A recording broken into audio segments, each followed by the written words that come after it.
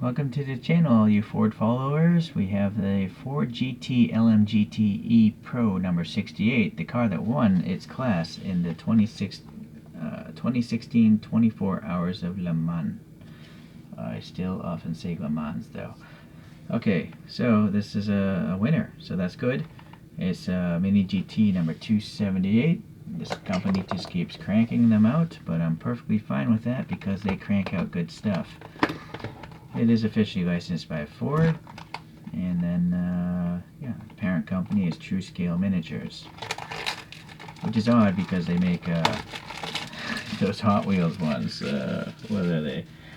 The Kaido racers. Those aren't really to scale, at least by the normal standards. Okay, this one's been dented, of course, but I don't care because I display my models outside of the box.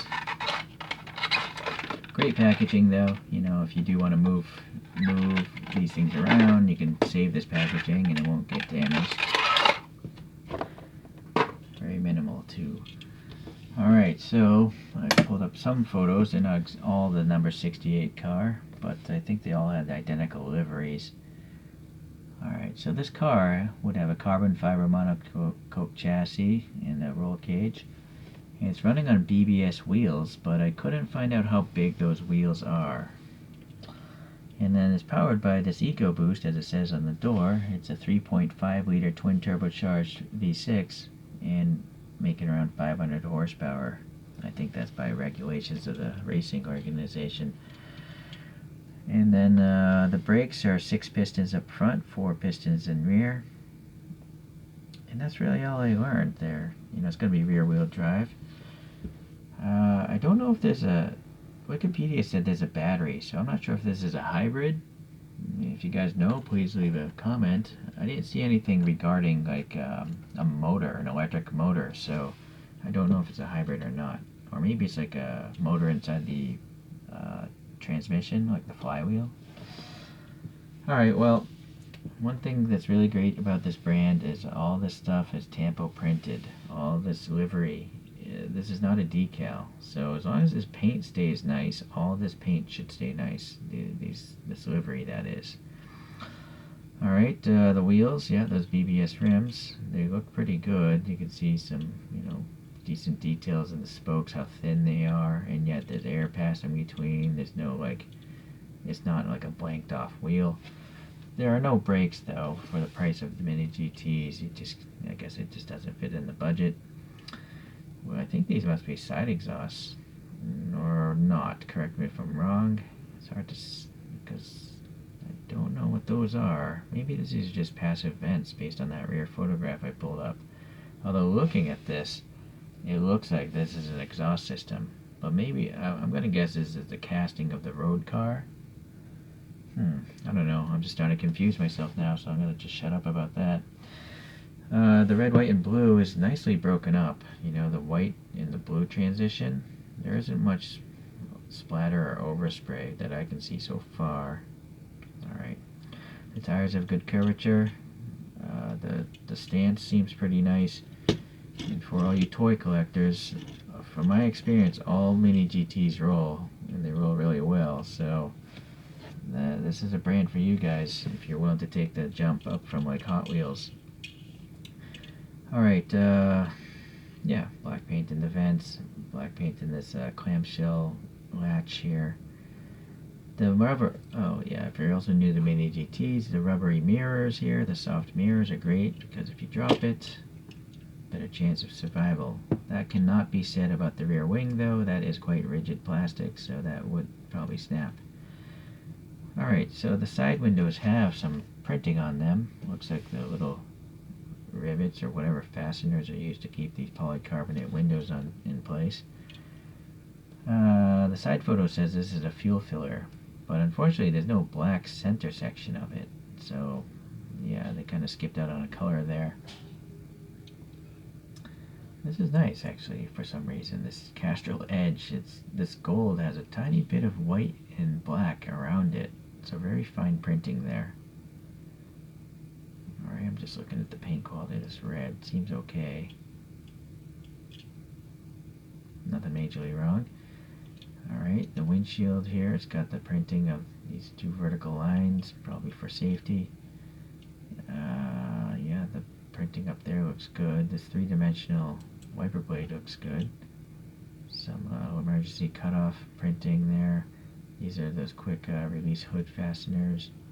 And then we have down here some ridging for a radiator, I imagine, on the real car. And that's really deep. I mean, look at this pic, it just vanishes. So it's probably touching the base of the vehicle. Obviously, that's easy to read.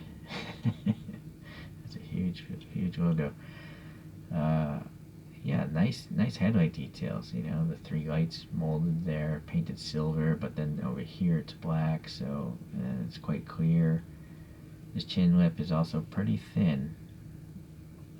This base is metal. Okay, so it's actually pretty thin for metal, I think, considering how long that lip is. And even the side skirts here, well, actually those are canted. Still, pretty nice. What's going on in here? That pic just vanishes, so there's a chance that's actually hollow. Or not. No, it does actually bottom out here. Strange that, well, I guess it must be a vent from the brakes or something. I'm not sure what that vent is cooling off. Canards here, they seem to be molded in the metal, but again, they're relatively thin. A little paint on them to help bring out the detail. And then this grill texture here, I'm going to assume this is part of the base, all this stuff here. Alright. This side, it seems like it's the same as the other side. Well, the white paint here, though, not as good as the other side from what I could tell. Yeah, it's a little bit better on that side. Maybe a door handle? Little vent. Nope, that's that latch. But this one looks smooth.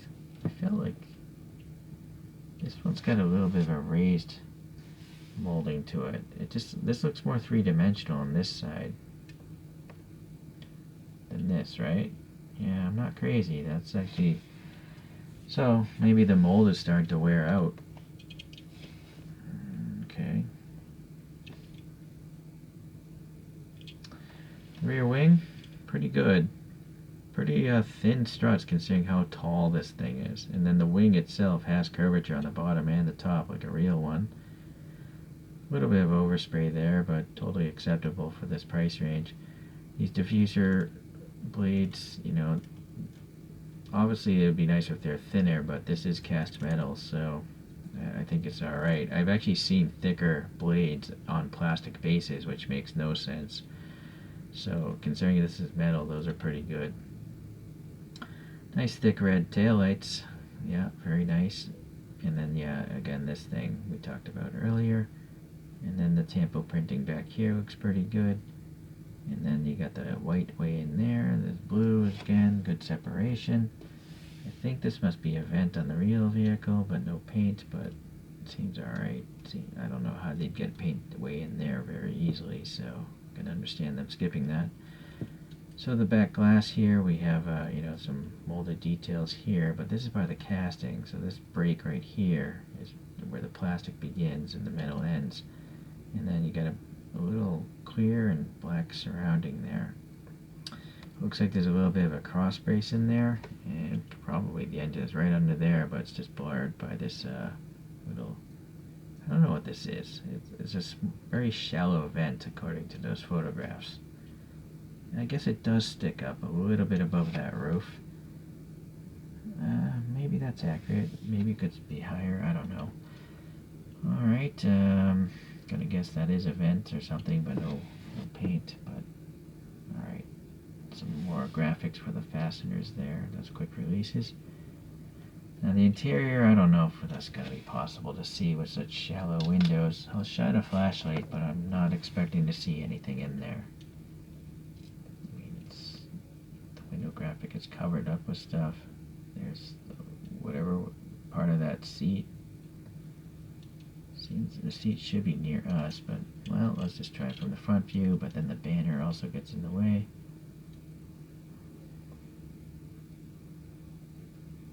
Yeah, this is, I don't see much of anything. It's just too distorted, that windshield, you know? Well, I can say there is no passenger seat, so this interior piece is different than the road-going car. From what I can see. But I can't really see much, so sorry about that. Anyways, I don't care about the interior too much. It's one of the last things I look for. The very last thing is the base. I really don't care what goes on here. The only thing I really wish they did is write what the car is. MiniGT does this all the time. They just have a blank base. It's really strange because this base is specifically molded for a Ford GT. Why wouldn't they write Ford GT here? Or at least, like, print it on, you know? Maybe they don't have to mold it, but if they're going to print all this stuff up here, why couldn't they just print Ford GT, LMGTE down here? Alright, well, anyways, screwed together base is great for you modifiers if you want to paint that interior or swap out the wheels.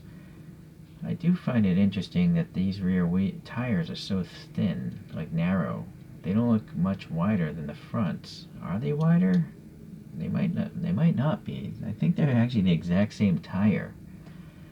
So that seems a little odd. Or is that the way the real car is? Please leave a comment. I can't tell in the rear photograph. But historically, rear-wheel drive supercars have much wider tires in the rear than the front. Right? Strange. Okay. Well, anyways, from the outside appearance here, it's quite fantastic. I mean, look how busy this livery is. And the only flaw that really stuck out was this tiny bit of red. But, I mean, come on, there's so much going on here. I think it's pretty nice. I did see the black version with some regular livery. It almost looked like a street legal version of this, but I figured I'd honor the Chip Ganassi team that won here, and buy the actual car that won the race, this livery. Red, white, and blue, probably the most popular color combination of all countries. Let's compare it to a couple photos. And actually, here, if you look at the rear photograph here, this is just a screen. So I have a suspicion those are the exhaust pipes on the race car, but here on the road car. Alright, well, anyways, it's understandable MiniGT is not going to make an entirely new casting just for the race versions. Alright, there we go. So, what to compare to? I think the very first one we should look at is the road-going version by MiniGT. Yeah, so, well, you know what's going on there. I think those are different. As always proven wrong here, so hold on here. We gotta actually see what differences happen between the road and the race car. Tree of comparison, where have you gone?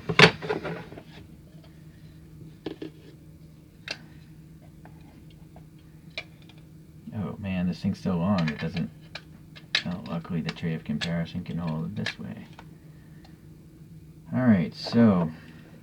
Well, this is quite interesting. It's quite different indeed. First, the motor, right? I mean, this thing's clearly visible, and it's a totally different casting than what's going on there. It's cross brace. Second, this radiator thing is part of the plastic base or something, or it's probably part of the interior. This thing just goes all the way down there. And actually, this is metal, what I'm touching here. So this opening is a totally different opening than the opening here on the road car. Windshield. One wiper blade on the race car, two funky oriented ones on the road car. So the window is a totally different molding. Same with the rear window, totally different molding. Obviously the rear wing. I think well, I don't know. I think these might be the same. They just were pulled out of the mold poorly. No, they are different because look how thin this stock is, and look how thick this stock is. So totally different window, totally different mirrors. All right. So yep, the back is different after all. This set looks like it has like jet thrusters. This has like literally a round thing sticking out of it. But it doesn't really match the photograph, so I gotta say, this is not really accurate.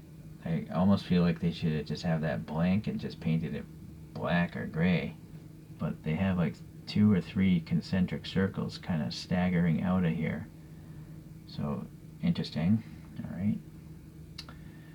I'm noticing tiny black paint here for the vents on the race car, so that's good. And yeah, alright. Yeah, the rear, this is a totally different mold. Because you have this extra material here to the side of the taillight, but here you simply don't. Well, I'll be darned. I just assumed they were gonna, put this livery on this casting and then just add a rear wing. But no. MiniGT, you guys are not messing around. You pretty much made an entirely different model, even though in real life the car looks like so similar, right? Okay, yeah, obviously the road car has this wing spanning the wheel wells, whereas this is just totally open. Yep, the front grille, totally different as well. This one's a bit recessed, and it's got like a protrusion here. This is all pretty much flush, but it's, yeah, totally flush there. And the headlights are also totally different. You got 6 round lights here. Here you got all that weird clustering of strangely shaped light LEDs and projectors and stuff. And then naturally, the interior is totally different. So I did repaint my interior though, blue, just to let you know. I also added brakes to this road car, and they spin with the wheels. That's why they do that. I'll probably add some brakes to this race car. If I could figure out what color those calipers are. They look like it's carbon with gold calipers, but I won't do that now. Alright, so that's a more in-depth comparison that I was not expecting to do, but I think it was worth it. And if it wasn't, I'm sure you would have fast-forwarded anyways. Alright. I'm going to pull out a Kyosho here. This is the Ford GT40 Mark II.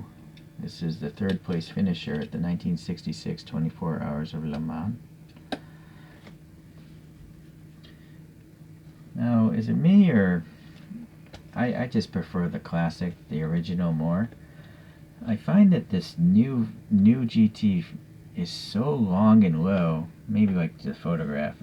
For some reason, it just looks odd to me. Like the front end is so, I don't know, it's exaggerated by the wing hanging off the rear. It definitely looks like a low and sleek fast car, which it is, but for some reason I'm not sure if I like it. I almost like how the the original is a little more truncated, it's not as long and low, although it was, only 40 inches tall. So, alright, let's get the road car out. We're going to show a couple of cars that this race car may have been competing against. The internet tells me the LMGTE class is pretty much the same as GT2, the second tier of Le Mans prototype racing and racing in general. So they're slower than the LMP1 cars. And so this is a Ferrari 458 GT2. That's by Kyosho if you're unaware. And then this next one is by Spark Model. It's a 2019 Porsche 911 RSR. But internet says these and the Corvettes were competing against each other. But I don't have that Corvette, so that's in the mail somewhere. Alright, so, well, this is old school, but it is possible in different liveries you could have seen cars like this competing. Alright. Although I'm not sure if any updates were made. This is 3 years later after all.